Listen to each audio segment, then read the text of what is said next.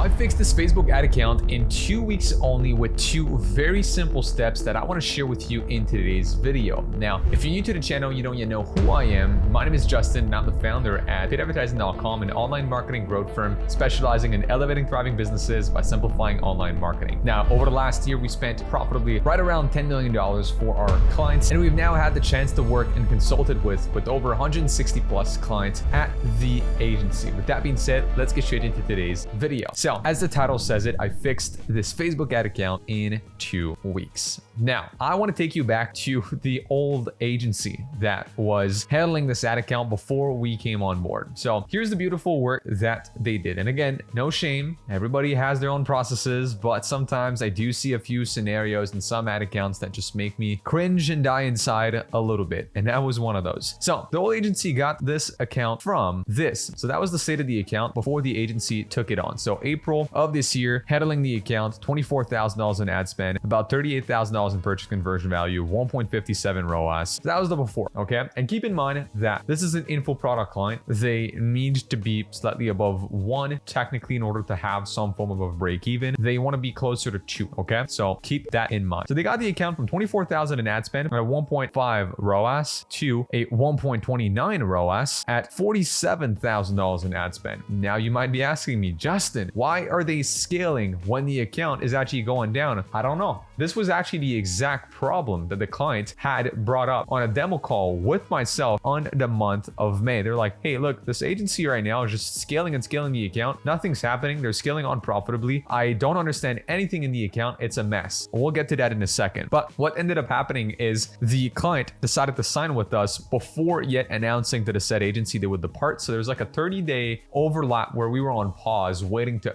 fully onboard our new client, and she had shared this message to us on Slack, right? So in June itself, it's like, hey, you know, I hope you guys had a relaxing weekend. I wanted to give you guys some updates on my current ad account status. I did a summary of the numbers for this month. The results are not looking good at all, actually very bad. The agency is basically losing me more money since the ROI is so low and does not cover my expenses. I decided to officially end the collaboration with them and take control of the account. So in other words, she had given them a 30-day heads up, but now she's like, hey, look, let's stop it right now. I'm taking care of the account. Like, this is just going from bad to worse. In the meantime, I did some optimization. Didn't want to make any, heavy changes. Last 2 days had very poor results. Hard to tell if the campaigns aren't working well because they haven't spent enough to generate sales. Additionally, I noticed some small, mistakes. There's some mix in the test. What do you guys recommend I do? So we ended up telling her a little bit about what to do with the account before we officially took the account on board about 2 weeks later or so, as we had set the onboarding date with that said client. And now in the last 14 days, the results are looking like this. The last 14 days, we've spent about $12.3 thousand,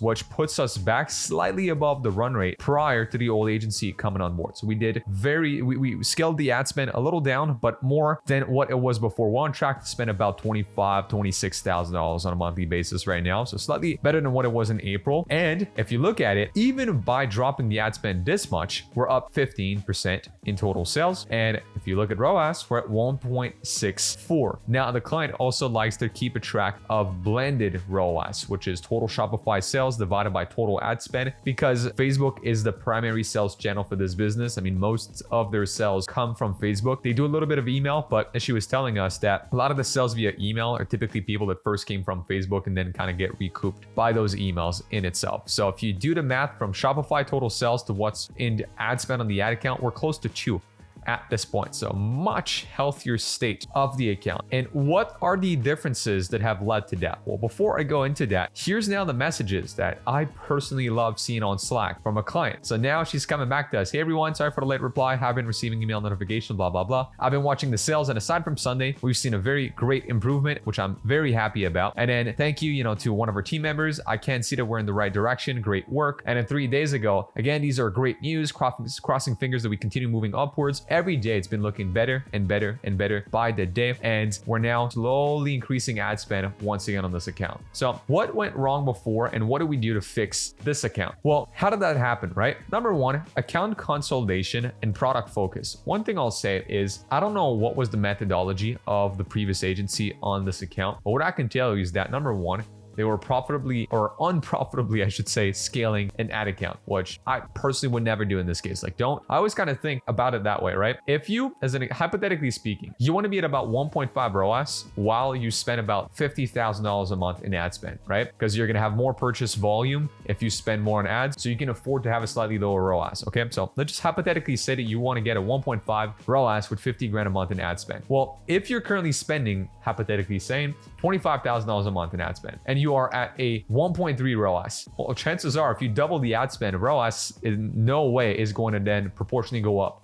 It's actually, if anything, going to go down. So if you're at $25,000 a month in ad spend and you want to get to, again, you're at a current 1.3, your goal is to get a 50 grand a month in ad spend with a 1.5, then you should probably optimize the ad account to get to a 2x ROAS at about $25,000 a month in ad spend. And then you'll know that, hey, if I scale this account, I've got room for ROAS to then go down as I scale this account because I'm more profitable now than what I need to be at scale. So with that being said, looking into it, this is the whopping amount of campaigns that these guys were running before we came on board. Actually, it's blurred out the number right now, but I can confirm it to you. It's 47 live ad campaigns on this account. I am telling you, when we audited this account, we're like, hey, look, Mrs. Klein, right? I was like, do you know why they have that many campaigns? Do you know what is the logic behind all the campaigns on the account? She's like, no, like I've been trying to get on a call with the agency. I've asked them many times to like explain to me what was the logic behind having that many campaign. I don't understand what's going on. I don't know why we have this many campaign. I feel like the account is all over the place and it stresses me out because I know that the results aren't good. And if I open the account, I can't even get a clear read on what's happening with the ad account. 47 live ad campaigns in the month of June, okay? Whereas now, in the last 14 days, we have 8 campaigns up and rolling, okay? 8 campaigns on the account. So we've dramatically lowered the amount of campaigns that we've had on the account. Now, considering the old agency also had a couple of traffic campaigns running on the ad account itself, I will consider the fact that our outbound CTR did do pretty good. All things considered, we're up from a month-over-month perspective from sales campaigns. Like we're at 1.15%, they were at 1.1, obviously a little less ad spend, so I'll give them that, but they also had a lot of traffic campaigns again in that mix. So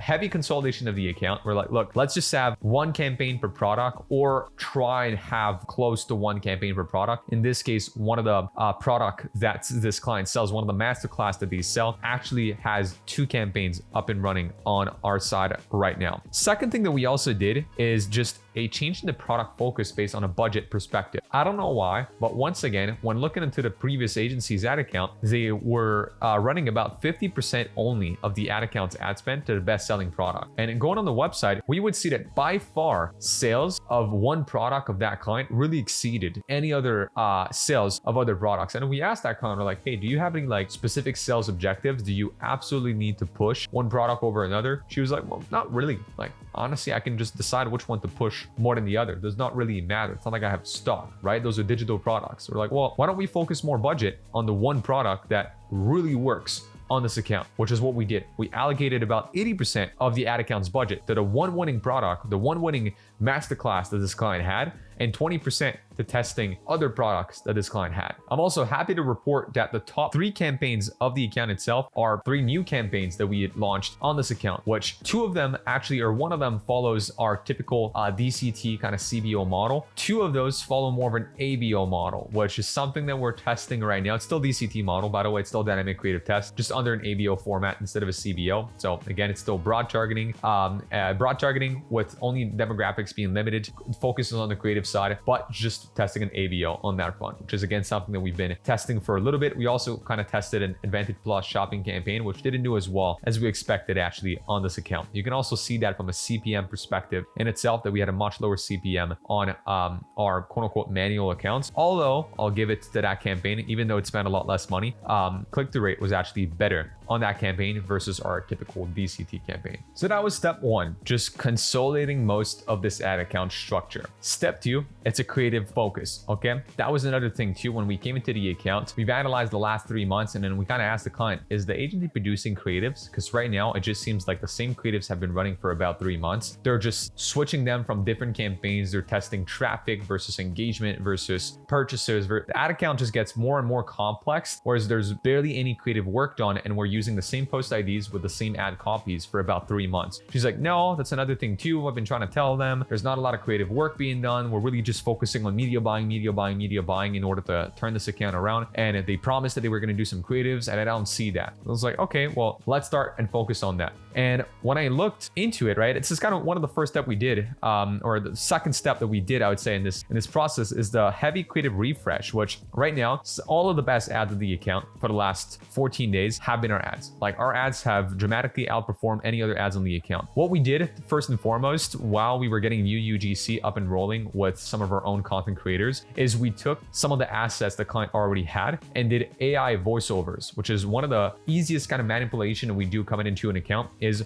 in order to favorize like speed, what we're going to be doing is we're going to take all of the current like winning ads, raw content, put them together in a folder. We're also going to download some stock content, so some stock video and such, if possible or applicable for a client. Some clients we don't even need to do that. Then we're going to create an ad script that we for like a specific narrative that we want to push. We're going to get an AI voiceover that sounds incredibly human-like to do this AI voiceover, and then we're going to actually create a kind of a mashup of all of these content pieces that we've had together with the AI script, adding subtitles and effects on screen, which pretty much creates a whole new video concept at this point. That's what we did to favorize, again, speed. And that was like our top ad. The second best performing ad, you can kind of see it a little bit right here. This actually was a static creative that we've had. And then the third one, again, is a video in itself. But that first one that you see right here, we've had like different iterations of it, and it's just been performing. Okay, that's been our best ad so far on the account since launching it. Now, we took this client with our creative strategist through our typical research process when onboarding a new account. So it all started off with researching more about the different personas that this account had. I've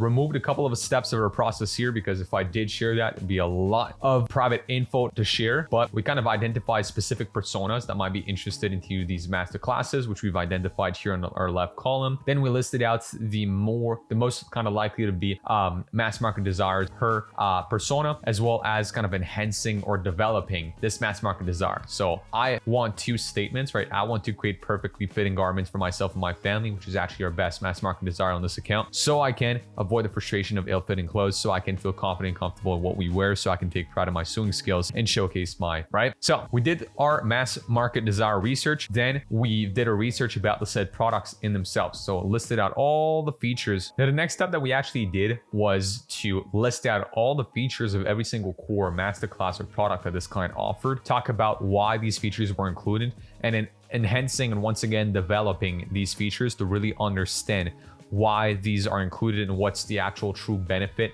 to the consumer at the end of the day, and matching those with some of our strongest mass market desires that we've identified. And then after we got through that, we started developing some headline examples for that client. So using specific patterns that we like to use in our ads, such as, measuring the size of the claim, tying authority in the claim, stating the claim as a case history. So some of the headline examples that we've had, it's like from novice to expert pattern maker in weeks, masterclass by renowned fashion couturier, industry secrets from a master pattern maker, so on and so forth, right? And then once we've done that, we got to the drawing board and actually mapped out our ad creatives. So in that first month, we roughly produced about 13 or so ad creatives. We've only tested about 8. So an average of roughly 2 a week. And we found really one winning ad in that time period. So 12.5% hit rate so far. I mean, if we consider every single ad that we produced, if we kind of remove those, all things, and with all the ads that we've tested so far, that would put us at about a 12.5% hit rate, which means one, again, out of the ads that we've tested so far has been a winning ad. The rest are outside of KPI. Now, for a typical account, we'll try and optimize anywhere between 20% or more in hit rate, which means we want to get to a point with a client account where 1 out of 5 ads that we launch end up becoming winning ads. How do we do that? We do that, number one, through time and volume, in a sense where we know that the more